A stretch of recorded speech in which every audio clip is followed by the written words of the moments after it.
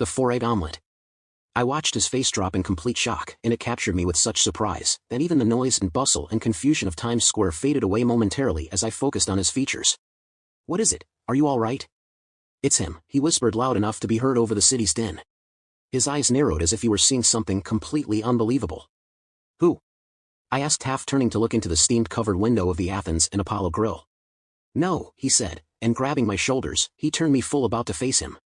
"Don't stare at him, who?" I begged and began to turn again, only to be pulled back around.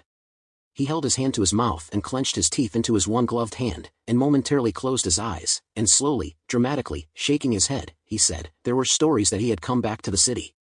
That he had hit bottom. Like most people, I put it off as urban legend. But it's true. Rock bottom. Of all the gin joints in all the world, he landed here. A Greek carry-out in Times Square. I noted the ending of the sentence had a slight rhyme to it. Clever, I thought. I also enjoyed the ever-so-slight homage to Casablanca, although, I believe that Rick was better off without her. She belonged with Victor Laszlo. He was a humorless bore, and so was she. Now Rick, now there was a man of character, and, don't even get me started on the others, Renault, Major Strasser, Senor Ferrari, or Senor Ugarte, and, by the way, if Casablanca was about French Morocco, why weren't they called Monsieur? Anyway. He sighed deeply and moaned. He actually moaned the words, "How the mighty have fallen in the midst of the battle," I added. "What?" "Oh, how the mighty have fallen in the midst of battle," I answered. He shrugged. "How are the mighty fallen in the midst of the battle?" I replied. King James Bible, 2nd Book of Samuel. From a report on the death of Jonathan. "What?" he asked, his face twisted in confusion. "That's where the quote is from." "The Bible." "You read the Bible?" He was incredulous. "Yeah," I answered, "why not?" He stared at me as if he had never seen me before, and it made me uneasy. I tilted my head in the general direction of the Athens and Apollo Grill and asked, "Look, what's this about?" He was still looking at me as though I were a complete stranger. "Gil," I said, "what's this about?"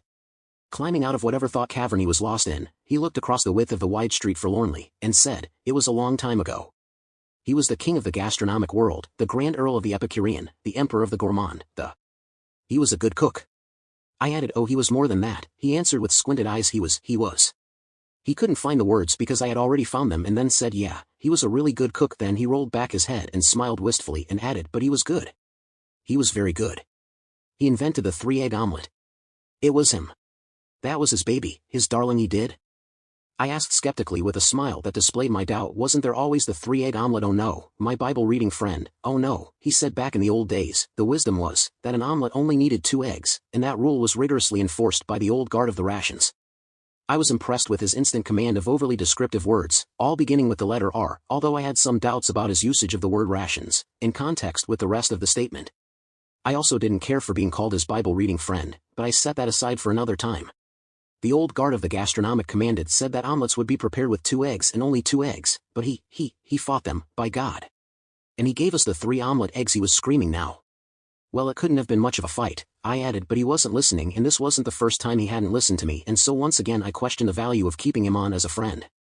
After that, he continued, he set them all on their ears by adding cheese to the omelet. "Get out of here," I said. "He invented the cheese omelet? You're telling me he invented the cheese omelet?" "Well, where do you suppose it came from?" he snapped. "So that's how it was going to be." Another one of those days where everything I said was wrong, erroneous, and incorrect. See? I could do it too. I could have instant command of related words, but just not out loud.